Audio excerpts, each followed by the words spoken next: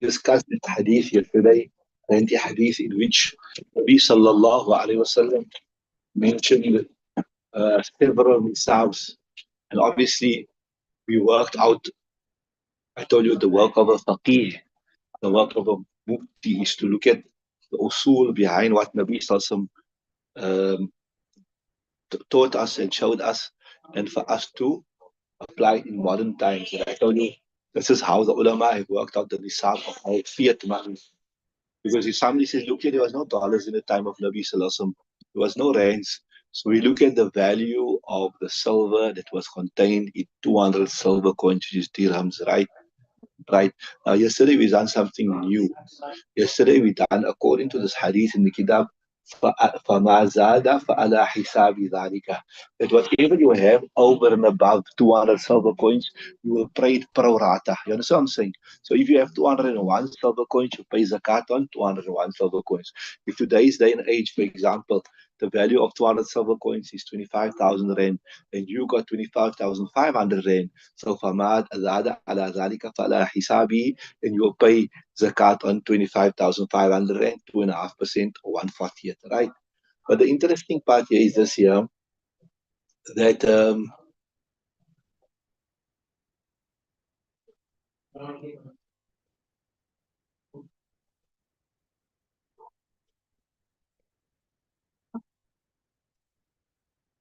Jamhur ulama, when you say Jamhur, it doesn't mean anybody, it means just the vast majority, no matter who it is. So the Jamhur ulama, what sahibain, they practice upon this hadith here. They practice upon this hadith like how we practice today. We say that there's no second threshold, there's no third threshold, right? So even if you got one extra dirham, you have to pay on it. While Imam Abu Hanifa and Imam Sufyan al-Thawri and Imam Sha'bi, they said like their opinion is this here, like how when you got a goats, like from 120, you pay two goats, right? But like 130, 140 is all the same. Till it comes to 199. And it comes to 200, then you pay the extra. You understand what I'm saying? So they also have a threshold like this here where they say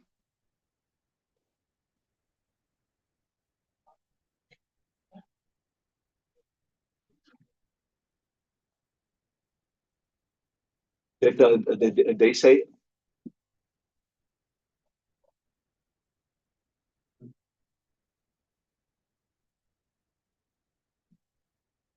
yeah, if you must get another 40 dirhams again before it becomes wajib. You must get another 40 dirhams.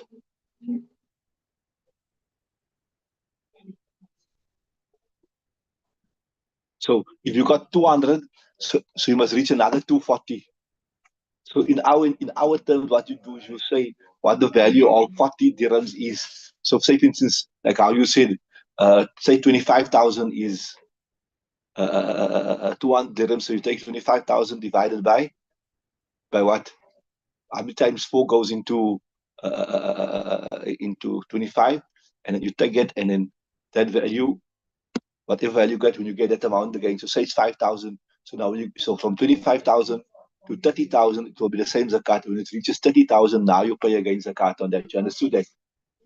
So that was Imam Hanifa's opinion, but the fatwa is not on that. And obviously, the hadith here in the chapter, this is a proof of the Jamhur ulama. فَمَا زَادَ فَعَلَى حِسَابِهِ. Whatever increases, and it is in accordance with that, and it is in relation to that. Then Imam Hanifa, them also got their proofs. I told you, Imam Hanifa, Sufyan al-Thawri, Imam Sha'bi. There's a riwayat of Bayhaqi, and there's a riwayat of Darami, which goes, إِنَّ فِي كُلِّ خَمْسَةِ أَوَاقِ مِنَ الْوَرَقِ خَمْسَةُ دَرَاهِمَ.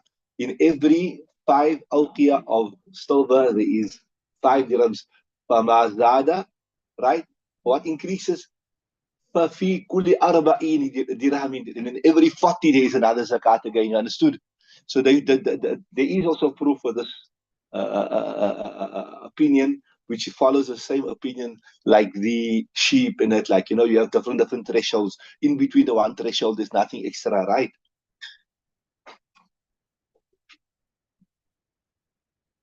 There's a hadith also where Mu'az said Nabi Sallallahu prohibited him to take zakat from the kusur. Kusur means like the in-between numbers, you understood? He said there's difficulty in that. وَالْحَرَجُ مَدْفُوءٌ.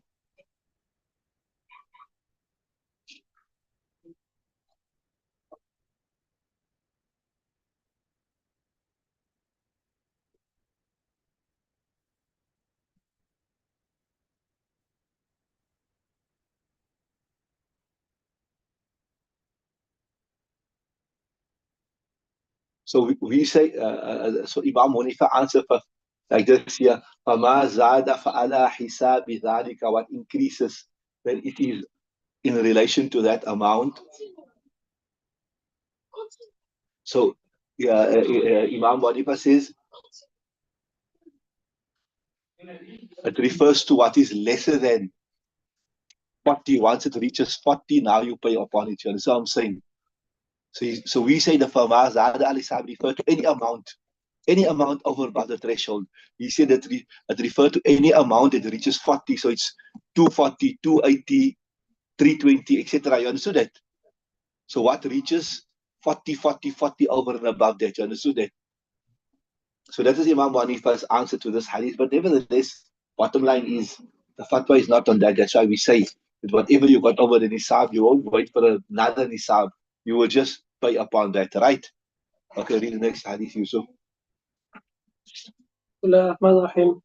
وعن معاذ رضي الله عنه أن النبي صلى الله عليه وسلم أما وجهه إلى اليمن أمره أن يأخذ من البقرة من كل 30 تبيعا أو تبيعة ومن كل 40 مسنة. رواه أبو داود والترمذي والنسائي والدارمي. وعن أنس رضي الله عنه قال قال رسول الله صلى الله عليه وسلم المعتدي في الصدقة كمانعها. رواه أبو داود والترمذي. Okay, Bismillah ar-Rahman ar-Rahim. وعن معاذ, the right authority as Mu'adh radiallahu ta'ala, أن النبي صلى الله عليه وسلم لما وجهه إلى اليمن, when Nabi sallallahu alaihi wasallam sent him to Yemen. So obviously he gave him guidance how he must collect the zakat, etc., etc. أمره, he instructed him أي أخذ من البقر, he instructed him that he must take for the cattle من كل 30 تبيعا, for every 30 that the person has, he must take one that is over 1 year, right? In the second year, أو تبيعة, a male or female. ومن كل 40 مسنة, and from every 40 that a person got. So you see how much he got. If he's got like 80, then you take 2 of this. If he's got like 60, then you take 2 tabi'as, like that, right? ومن كل 40, and from every 40 you will take one that's finished 2 years and entered the third year, right? رواه أبو داود والترمذي والنسائي والدارمي. Abu Dawud, Tirmidhi, Nasai, and Darami narrates this. So I told you the tabi'atun, it is the zakat that relates to the cattle, ne? So there is ittifaq amongst all the ulama. There's a threshold for cattle. So this is like a Muslim farmer that has got cattle that are free grazing, and they're not, he's just prospecting with it. He never buy to resell it. He's farming, like, he's got a herd which he farms with, like a big life, what you say, not a prospector, but a big livestock farmer, right? So there's an ittifaq amongst all the ulama that the threshold is 30. I told you tabi'a is that one which is already past the first year and is in the second year. And then if it increases now from 30 to 39, there's no increase. But once it knocks 40, then you will give a cow that is finished the 2 years already, which is in the third year. And then you will do it like that.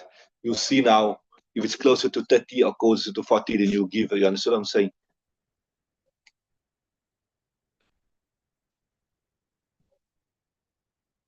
So if it's like, for example, 80, then you give now 1 musinna, 1 tabi'a. You understand what I'm saying? So you work out with the 40 nisab, and you'll give what is there, and what the remainder, if it reaches 30, then you'll give the tabi'ah. You understood that? Understood, Luqman?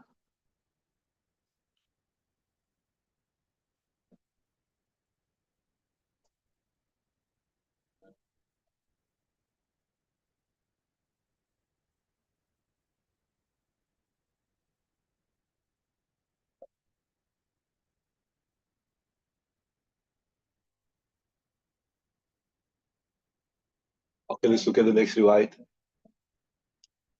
رضي الله عنه قال قال رسول الله صلى الله عليه وسلم المعتدي في الصدقة كمانعها رواه أبو داود والترمذي. Right. Bismillah ar-Rahman ar-Rahim.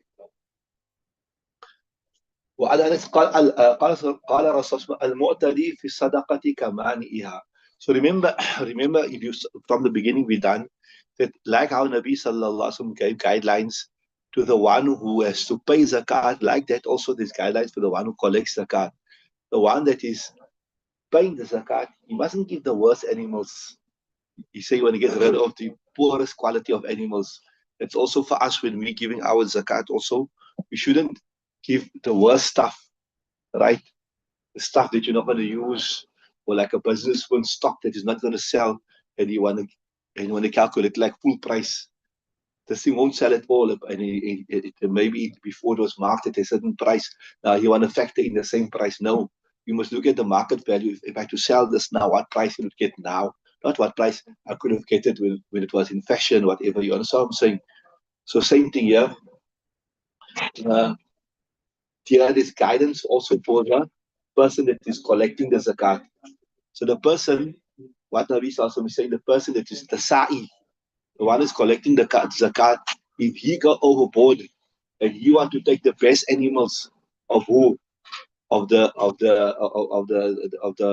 owner, then he is just as guilty as the owner who wants to give inferior quality animals. You understand that? So you see that al-mu'tadi fi sadaqati kamaniha, the one who overstepped the bounds fi sadaqati in extracting sadaqah, kamaniha is equal to in sin the person who prevents, he doesn't want to give the proper use. Right? Read the next one. رضي الله عنه أن النبي صلى الله عليه وسلم قال ليس في حب ولا جمل ولا صدقة حتى يبلغ خمسة أوسق رواه النسائي. Right. Bismillah ar-Rahman ar-Rahim. وعن أبي سعيد الخدري أن النبي صلى الله عليه وسلم قال ليس في حبة ولا تمرة صدقة حتى يبلغ خمسة أوسق رواه النسائي. We done this اختلاف before. Remember Imam Hanifa said قليلها وكثيرها, right? Little, lot, doesn't matter if there's ittihad, nothing. There's zakat in Saudi and other ulama, they got the conditions. It must be more than 5 wasaq, and also it must be something that can last for a long period of time. It doesn't just perish immediately, remember? So that we done the proofs, everything. One Abi Sa'id al-Khudri, narrating authority of Abi Sa'id al-Khudri, and then Nabi sallallahu alayhi wa sallam said, ليس في حبة, there's not, حبة refers to grains, like your cereals, your wheat, barley, ولا تمر, and neither in dates, صدقة, صدقة, حتى يبلغ خمسة أوسق, until it does not reach 5 wasaq. رواه النسائي, Imam Nasai narrates this particular riwayah. Read the next one. وعن موسى بن طلحة قال عندنا كتاب معاذ بن جبل عن النبي صلى الله عليه وسلم قال إنما أمره أن يأخذ الصدقة من حنطة وشعير من الحنطة والشعير والزبيب والتمر مرسل رواه في شرح السنة. Right. بسم الله الرحمن الرحيم. وعن موسى بن طلحة, narrating authority of موسى بن طلحة, قال إن يسلم بعث في بعض كتاب معاذ بن جبل, كتاب of معاذ بن جبل عن النبي صلى الله عليه وسلم, النبي صلى الله عليه وسلم أنه قال يسير إنما أمره, النبي صلى الله عليه وسلم commanded him أن يأخذ الصدقة من الحنطة, that he will take sadaqah from hinta. What is hinta? Wheat, right? Barley, zabib refers to dried grapes, and what tamari, and tamar is dates, and mursal, and there's a mursal riwayat. So these are all the things that you must pay sadaqah on it, right? Zakat. And there's a proof also for those who say you pay on everything. You don't have to have ittihar, etc., right? Read the next one. وعن عتاب بن أسيد رضي الله عنه أن النبي صلى الله عليه وسلم قال في زكاة القرون إنها تحرس كما تحرس النخل ثم تؤدى زكاته زبيبا كما تؤدى زكاة النخل تمرا رواه الترمذي وأبو داود. Right. So what does Harisi say is وعن عتاب بن أسيد نردنا تعرف عتاب بن أسيد أن النبي صلى الله عليه وسلم قال في زكاة الكرومي. He said with regards to the zakat of fresh grapes أنها تخرس, it will be estimated كما تخرس النخل, like how the dates will be estimated. ثم تعدى زكاتها زبيبا, then its zakat will be given zabiban when it's like dried out like raisins. كما تؤدى زكاة النخل, like how the dried date zakat will be discharged. Right, like كما تؤدى النخل, like how the date palm will be discharged. تمر as a dried date. رواه الترمذي وأبو داود, Abu Tirmidhi and Abu Dawud narrates. So what he's saying here is, okay, first we just some lugwi tahqiq. Kurum is a jam of karam, which is grapes, ne? Tukhras, kharas means with estimation. Like how in Urdu you also say takhmeenan.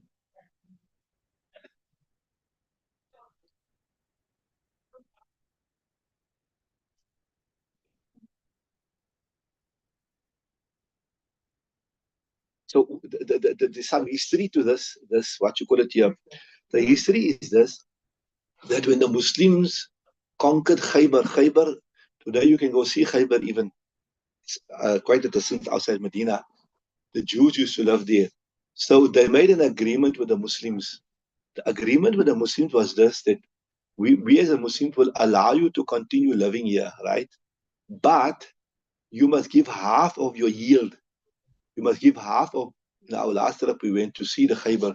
If we have all that forts from the time of Nabi Sallallahu, although it's falling apart, they say they're going to restore it and going to make it like how it was in the time of Nabi Sallallahu. So you're not allowed to go close to it. But anyway, they made an agreement with the Muslims that, or the Muslims made an agreement with them, will allow you to continue staying here on your land, etc. But on condition that you must give half your crop to us. Otherwise, they're supposed to be expelled from the lands. They're supposed to be expelled from the lands. But they made an agreement they will stay there so long as that they give half of the crop. But as you know, the Jews, cunning as ever, so what they would do is they wouldn't give, they would conceal their crop, etc.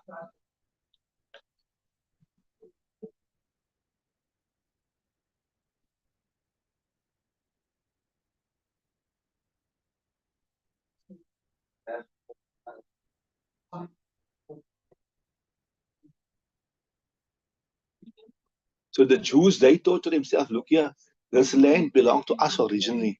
It didn't belong to the Muslims. Why must we give them half of our crop?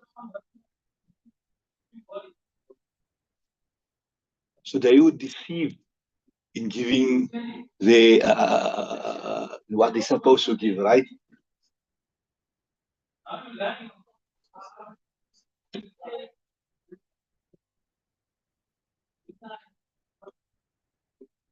So they were so spiteful that before the crop could ripen, they would destroy a portion of it just so they can circumvent giving the Muslims what was due to them. See? From the days of what grapes and everything.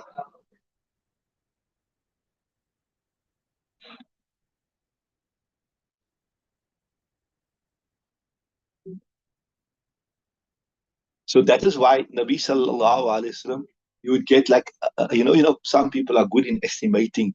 You would get a professional, like how we say, like how you have a quantity surveyor, when you're in a building, quantity surveyor will work out exactly how much nails you need, how much bags of cement you need, etc., etc., etc.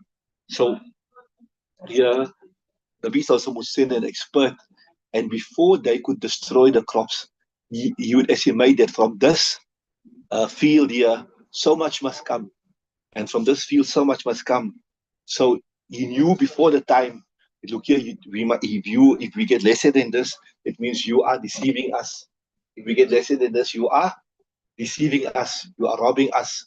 So that is why Nabi Sallallahu permitted that they can work with estimation.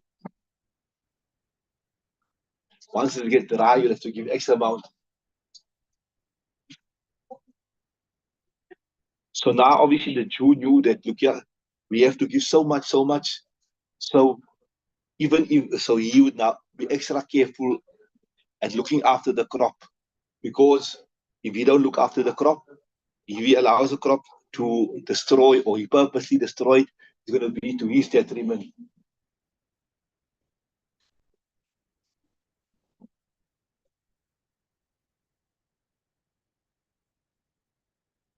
So the Ahnaf says it is permissible that when a ta'i is collecting the zakat, he can work with carrots.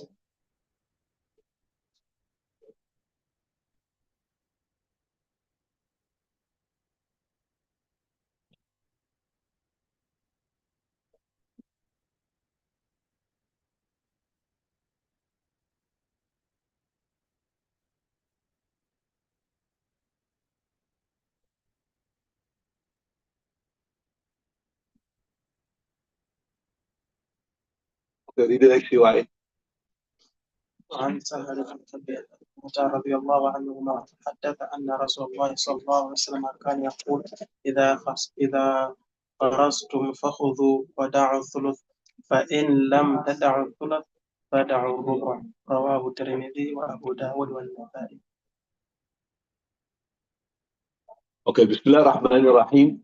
وعن سهل بن أبي حثمة حدث أن رسول كان يقول إذا خرجتم فخذوا، right? وادعوا الثلث فإن لم تدعوا الثلث فدع الربع، right? رواه الترمذي وأبو داود والنسائي. So this hadith is related to the previous hadith where about the kharas, you said the estimation. Narrated authority of Sahl ibn Abi Hasmata, and he narrates that Rasulullah said, or rather the Nabi used to say, إذا خرجتم, when you estimate, فخذوا, take, وادعوا الثلث, leave 1/3. فإن لم تدعوا الثلث, if you don't leave 1/3, فدعوا الربع, then leave 1/4. رواه الترمذي وأبو داود والنسائي. Imam Tirmidhi, Abu Dawud, and Nasa'i narrate this particular riwayat. So إذا خرجتم,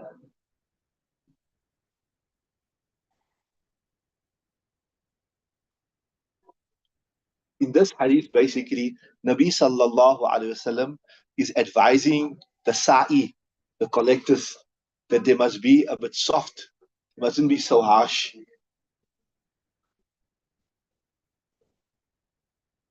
So we told you, remember, Nabi Sam gave permission to estimate, said that from this yield you must get so much.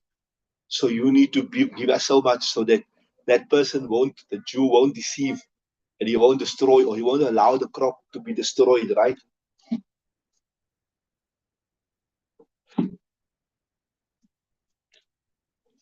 So this hadith is saying that when a person is making kharas, then he can be soft also. Because the kharas is not definitive, right? That's why Imam Ahmad bin Hanbal, he takes this hadith in the literal sense that the sa'i, he can make takhfif.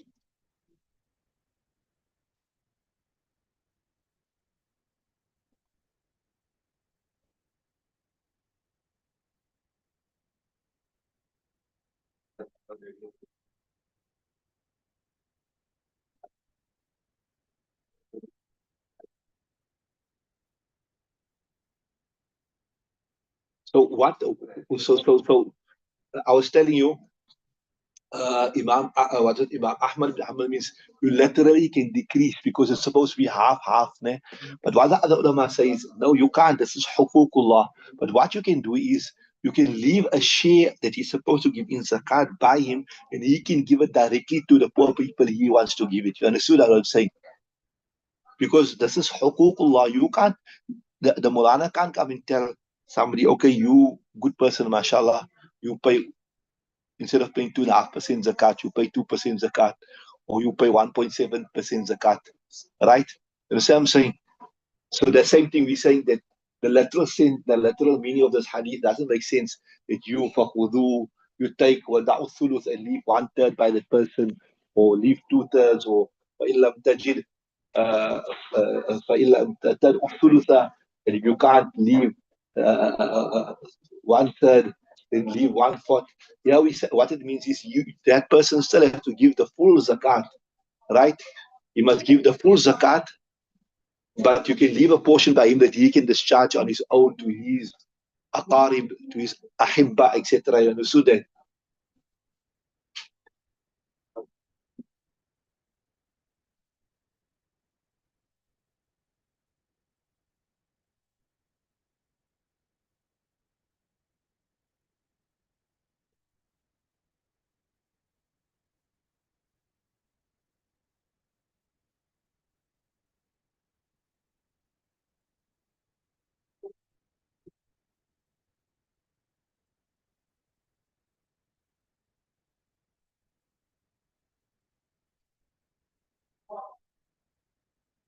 So what it means here is that you must leave out 1/3 or 1/4. That on 1/3 or 1/4 of the complete yield, don't charge him the zakat.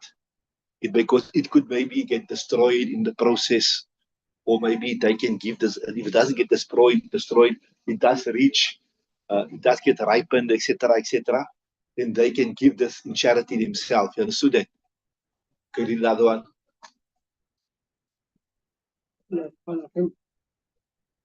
وعن عائشة رضي الله عنها قالت كان النبي صلى الله عليه وسلم يبعث عبد الله بن رواحة إلى يهود فيخوص النخل حين يطيب قبل أن يؤكل منه. رواه أبو داود. وعن عائشة أنا رأيت عائشة قالت كان النبي صلى الله عليه وسلم يبعث عبد الله بن رواحة, that النبي صلى الله عليه وسلم عبد الله بن رواحة إلى يهود, to the Jews. فيخرس النخل, he used to estimate the date palms حين تطيب, when it used to start getting ripened, قبل أن يؤكل, before it would be eaten from it. And I told you that's what the reason why, because they would purposefully allow it to get destroyed, or they purposely harvest before the time, so they can try to pay. They say they can circumvent paying what they are supposed to pay, right? Okay, read another one. وعن ابن عمر رضي الله عنهما قال قال رسول الله صلى الله عليه وسلم في العسل في كل 10 زق. رواه الترمذي وقال في إسناده مقالا، وقال لا ولا يصح عن النبي صلى الله عليه وسلم في هذا الباب كثير شيء.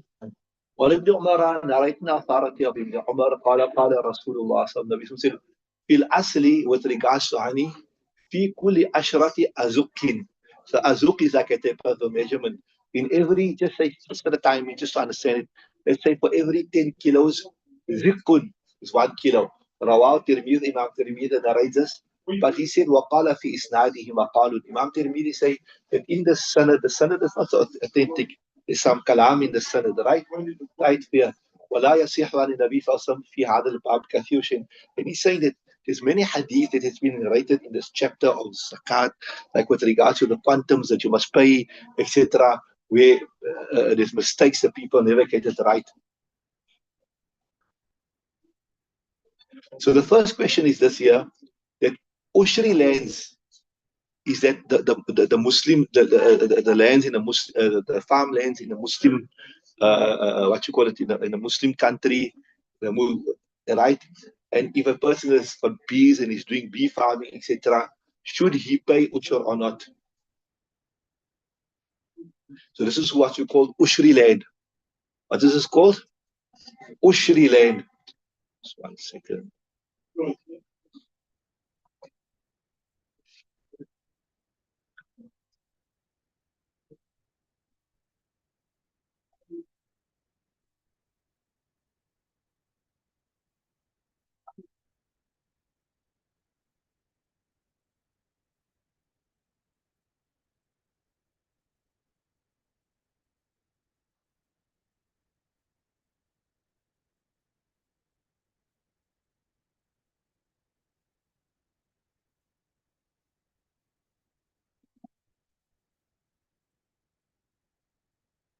Yeah. So okay, Ushri land is that land which Muslim pays.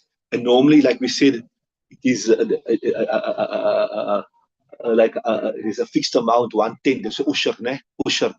And Kharaji land means that land where the Muslims conquered the land, right? They conquered the land, and they make an agreement, whatever it is. They can come to, like how the Muslims were the people of Khaybar, the Jews of Khaybar, right? So yeah, Ushur is Muslim land living in a Muslim country, right? You understand what I'm saying?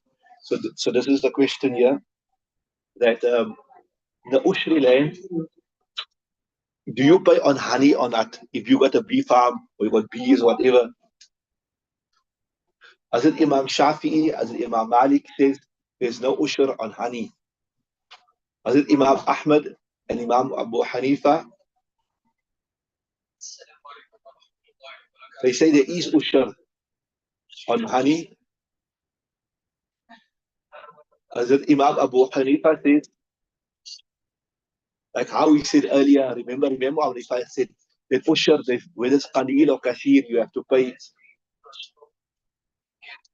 As it Imam Yusuf has got a quantum, he said a quantum.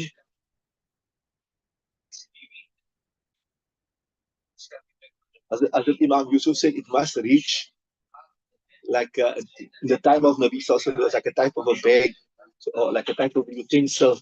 It must reach 10 of those. Then you will pay ushur. And the fact of the matter here is Imam Malik and Imam Shafi, they got no real hadith to say there's no zakat on ushur. They've got the statement of Hazrat Mu'adh radiallahu ta'ala anhu, where he said, Inna su'ilaha anil asli fil Yaman faqala lam u'mar bi shay'in. That as Mu'adh was asked with regards to ushur in the lands of Yemen. So he said, look here, I don't know, I haven't been commanded with anything.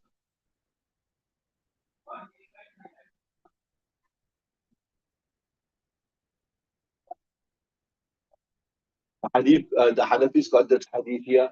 وعبد الله بن عمر وعن النبي صلى الله عليه وسلم أنه أخذ من العسل الأشرة. رواه ابن ماجه وأبو داود. You'll do this riwayat, even though it's a weak riwayat, but it's better than nothing, right? That you will pay for the honey 1/10, right?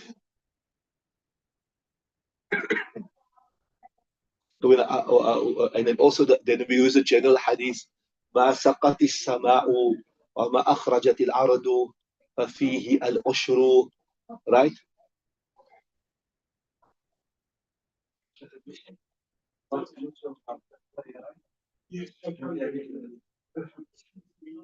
Okay, so that's out. Okay. Okay, so inshallah tomorrow's Friday, the last day for the term. There's another important hadith we're doing, and that is the famous ikhtilaf between the Hanafis and the Shafis with regards to the jewelry, a woman's personal jewelry, is the zakat or not. Yes, what you took jewelry, you bought it to resell. It's mala tijarat, it's mala tijarat. There is no ikhtilaf. But the woman's personal jewelry, so the Hanafis say you have to pay because it's gold and silver. And the Shawafis say that a woman's personal jewelry comes under like a Hawaii asliya. It's your, like how, we said, Laysa fil awami, Laysa fil abdi wal farasi zakatun. So it's like a woman, this is part of her daily needs. So she don't have to pay zakat on it. But we'll do that tomorrow, inshallah. Listen.